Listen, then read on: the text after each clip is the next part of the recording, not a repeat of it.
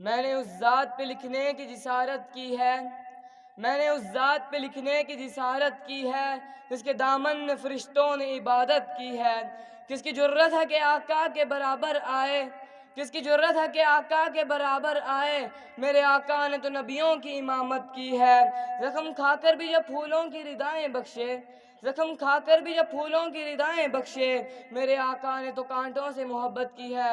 یہ تھے برادر منصور احمد بھائی جو آپ کے سامنے درس قرآن پیش کر رہے تھے۔ سامعین محترم، درس حدیث کے بعد جامعہ کے طلبہ کو میٹرک کی سطح تک قرآن پاک کی خاطر خواہ تعلیم جاتی ہے۔ یاد رکھیے، اس امت کی اصل انصابی کتاب تو قرآن مجید ہے۔ اقبال پر اس کتاب کے انوار افکار یوں وارد ہوئے کہ زمانے کے امام بن گئے۔ اقبال یورپ کی یونیورسٹیوں میں بھی للکار کر کہتے ہیں، خیرہ نہ کر سکا مجھے جلوہ دانش فرنگ، خیرہ نہ کر سکا مجھے جلوہ دانش فرنگ، سرما ہے میری آنکھ کا خاک مدینہ و نجف۔ اقبال کا قرآن سے شغف میں مثال تھا۔ ان کی اپنی روایت ہے کہ میرے والد محترم جب نماز پڑھنے جاتے تو میرے کمرے میں جانتے۔ ایک دن میرے استفسار پر کہا کہ اقبال تمہیں قرآن کی سمجھ بھی آتی ہے؟ تو میں نے کہا کہ ابا جان میں نے فقہ حدیث اور تفسیریں پڑھی ہیں۔ تو میرے والد محترم نے کہا کہ اقبال قرآن کو اس انداز سے پڑھو کہ جیسے یہ تم پہ نازل ہو رہا ہو۔ تیرے ضمیر پہ جب تک نہ ہو نزول کتاب، تیرے ضمیر پہ جب تک نہ ہو نزول کتاب، گرہ کشا ہے نہ راضی نہ صاحب کشاف۔ اب میں درس قرآن کے لیے دعوت دیتا ہوں جماعت ہشتم کے طالب علم برادر محمد نعیم کو کہ وہ آئیں درس قرآن پیش۔ السلام علیکم ورحمۃ اللہ وبرکاتہ۔ نحمده ونصلی علی رسولہ الکریم، اما بعد فاعوذ باللہ من الشیطان الرجیم، بسم اللہ الرحمن الرحیم، قل ان کنتم تحبون اللہ فاتبعونی یحببکم اللہ ویغفر لکم ذنوبکم واللہ غفور رحیم۔ صدق اللہ العظیم۔ اے نبی صلی اللہ علیہ وسلم، ان سے کہہ دو کہ اگر تم اللہ سے محبت رکھتے ہو تو میری پیروی اختیار کرو، اللہ تم سے محبت کرے گا اور تمہارے گناہ معاف کر دے گا، اور اللہ غفور الرحیم ہے۔ معزز سامعین، میں نے آپ کے سامنے سورۃ آل عمران کی آیت نمبر 31 پیش کی ہے، جس میں اللہ تعالیٰ فرما رہے ہیں کہ اگر تم ایک کام کرو گے تو تمہیں 2 انعام ملیں گے۔ وہ کام اور انعام کون سے ہیں؟ وہ کام یہ ہے کہ ہمیں نبی کریم صلی اللہ علیہ وسلم کی اطاعت کرنی ہوگی۔ اگر ہم نبی کریم صلی اللہ علیہ وسلم کی اطاعت کریں گے تو ہمیں 2 انعام ملیں گے۔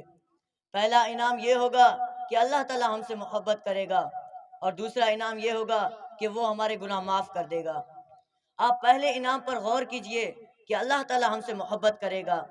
آپ اس دنیا میں دیکھ سکتے ہیں کہ اگر کسی شخص کو کسی سے محبت ہو جائے تو اپنی زندگی کا ایک ایک لمحہ اس کے خواہش کے مطابق گزارے گا۔ اسی طرح اگر اللہ تعالیٰ ہم سے محبت کرے تو وہ ہمیں کون سی نعمتیں عطا فرمائے گا؟ وہ ہمیں ایسی نعمتیں عطا فرمائے گا جو اس نے کسی کو نہیں عطا کی ہوں گی۔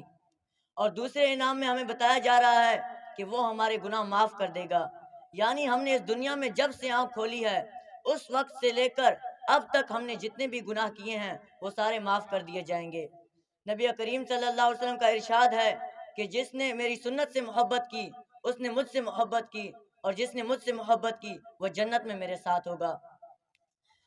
آپ دیکھ سکتے ہیں کہ صحابہ کرام رضی اللہ تعالیٰ عنہ، آپ نے پڑھا ہوگا کہ صحابہ کرام رضی اللہ تعالیٰ عنہ جو آپ صلی اللہ علیہ وسلم کی کتنی اطاعت کرتے تھے۔ آپ صلی اللہ علیہ وسلم مسجد میں خطاب فرما رہے ہیں کہ جو صحابہ کرام لیٹ آئے ہوتے ہیں وہ کھڑے ہوتے ہیں، تو آپ صلی اللہ علیہ وسلم کہتے ہیں بیٹھ جاؤ۔ تو اسی وقت حضرت عبداللہ بن مسعود جو مسجد میں داخل ہو رہے ہوتے ہیں، غالباً ان کا ایک پاؤں اندر اور دوسرا باہر ہوتا ہے، تو وہ اسی وقت بیٹھ جاتے ہیں۔ تو آپ صلی اللہ جو صحابہ کرام ہوتے ہیں وہ ان کو کہتے ہیں کہ آپ کیوں بیٹھ گئے؟ آپ صلی اللہ علیہ وسلم نے تو ان لوگوں کو مخاطب کیا تھا جو اندر کھڑے تھے۔ تو حضرت عبداللہ بن مسعود فرماتے ہیں آپ صلی اللہ علیہ وسلم نے یہ نہیں کہا کہ اندر والے بیٹھ جائیں یا باہر والے بیٹھ جائیں، آپ صلی اللہ علیہ وسلم نے تو یہی فرمایا تھا کہ بیٹھ جاؤ، اس لیے میں بیٹھ گیا۔ یہ تو تھے مرد حضرات جو آپ صلی اللہ علیہ وسلم کی اتنی اطاعت کرتے تھے۔ آپ خواتین کو دیکھیے جو آپ صلی اللہ علیہ وسلم کی کتنی اطاعت کرتے تھے۔ حضرت حفصہ رضی اللہ تعالی عنہا جو اپنے بال بندوا رہی ہوتی ہے تو مسجد اقصی سے آواز آتی ہے کہ یا ایھا الناس، تو حضرت حفصہ رضی اللہ تعالی عنہا وہ اپنی سہیلی کو کہتی ہیں جلدی سے میرے بال باندھ دو۔ ان کی سہیلی کہتی ہے اتنی بھی کیا جلدی ہے، آپ صلی اللہ علیہ وسلم نے تو لوگوں کو مخاطب کیا ہے۔ حضرت حفصہ رضی اللہ تعالی عنہا فرماتی ہیں میں مانتی ہوں کہ آپ صلی اللہ علیہ وسلم نے لوگوں کو مخاطب کیا ہے اور لوگوں میں مرد عورتیں دونوں شریک ہیں، اس لیے میں ضرور جاؤں گی اور آپ صلی اللہ علیہ وسلم کا خطاب سنوں گی۔ اور وہ اپنے بال خود باندھتی ہے اور اٹھ کر پورا خطاب سن لیتی ہیں۔ یہ ہوتا ہے اطاعت۔ کسی کہنے والے نے کیا خوب کہا ہے، مصور کھینچ وہ نقشہ جس میں یہ ادائی ہو، مصور کھینچ وہ نقشہ جس میں یہ ادائی ہو، ادھر فرمان محمد ہو ادھر گردن جھکائی ہو۔ یہ تو آپ صلی اللہ علیہ وسلم کی اطاعت کرنے والوں کے یہ انعام تھے۔ جو آپ صلی اللہ علیہ وسلم کی اطاعت نہیں کی مگر صرف اس کا عہد کیا تھا تو انہیں بھی یہی انعام ملا، انہیں جنت ملی اور ان کے پچھلے گناہ معاف کر دیے گئے۔ ایک غزوے میں آپ صلی اللہ علیہ وسلم شریک ہوتے ہیں کہ ایک شخص مسلمانوں کو شہید کرتا ہوا آگے بڑھ رہا ہوتا ہے۔ جب اس کی نظر نبی کریم صلی اللہ علیہ وسلم پر پڑتی ہے وہ حیران رہ جاتا ہے کہ اتنا حسین چہرہ میں نے اپنی زندگی میں نہیں دیکھا، کیا اتنا حسین چہرے والا شخص جھوٹا ہو سکتا ہے؟ تو وہ نبی کریم صلی اللہ علیہ وسلم کے پاس جاتا ہے اور کہتا ہے یا رسول اللہ صلی اللہ علیہ وسلم اگر میں آپ پر ایمان لے آؤں اور آپ کی اطاعت کروں تو مجھے کیا انعام ملے گا؟ تو آپ صلی اللہ علیہ وسلم فرماتے ہیں کہ تمہیں جنت ملے گی اور تمہارے پچھلے سارے گناہ معاف کر دیے جائیں گے۔ وہ شخص بہت خوش ہوتا ہے اور کہتا ہے یہ جو ابھی میں مسلمانوں کو شہید کر رہا تھا کیا یہ گناہ بھی معاف ہو جائیں گے؟ تو آپ صلی اللہ علیہ وسلم ارشاد فرماتے ہیں ہاں یہ گناہ بھی معاف ہو جائیں گے۔ وہ شخص خوشی خوشی گھوڑے پر سواری کلمہ پڑھ لیتا ہے۔ جب وہ بیعت کرنے کے لیے نیچے اترنے لگتا ہے کہ میں اپنی اگلی زندگی آپ صلی اللہ علیہ وسلم کے اطاعت میں گزاروں گا تو گھوڑے کی رکاب سے اس کا پاؤں پھسل جاتا ہے اور وہ نیچے گر کے مر جاتا ہے۔ تو جیسی ہی جنگ ختم ہو جاتی ہے تو آپ صلی اللہ علیہ وسلم اونچی آواز میں کہتے ہیں کہ کس نے جنتی کو دیکھنا ہے؟ تو صحابہ کرام رضی اللہ تعالیٰ عنہم کہتے ہیں ہمیں جنتی کو دیکھنا ہے۔ تو آپ صلی اللہ علیہ وسلم ارشاد فرماتے ہیں دیکھو یہ شخص جنتی ہے۔ تو صحابہ حیران ہو جاتے ہیں کہ یہ شخص ابھی ہم سے لڑ رہا تھا، ہمارے ساتھیوں کو شہید کر رہا تھا، یہ شخص کیسے جنتی ہو سکتا ہے؟ تو آپ صلی اللہ علیہ وسلم ارشاد فرماتے ہیں اس نے ابھی کلمہ پڑھا اور میری اطاعت کرنے کا عہد کیا مگر اسے موقع نہیں ملا، اس لیے اسے جنت کا درجہ عطا کیا گیا ہے اور اس کے پچھلے سارے گناہ معاف کر دیے گئے ہیں۔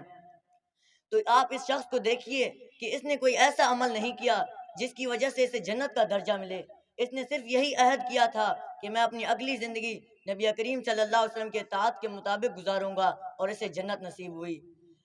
ان لوگوں کو دیکھیے جنہوں نے اطاعت کی انہیں یہ نصیب ہوا، اور جو لوگ اطاعت نہیں کرتے ہیں اور ان پر اللہ کا غضب بھی نازل ہوتا ہے۔ میں اللہ تعالیٰ سے دعا کرتا ہوں کہ اللہ تعالیٰ ہمیں نبی کریم صلی اللہ علیہ وسلم کی اطاعت کرنے کی توفیق عطا فرمائے۔ وما علینا الا البلاغ۔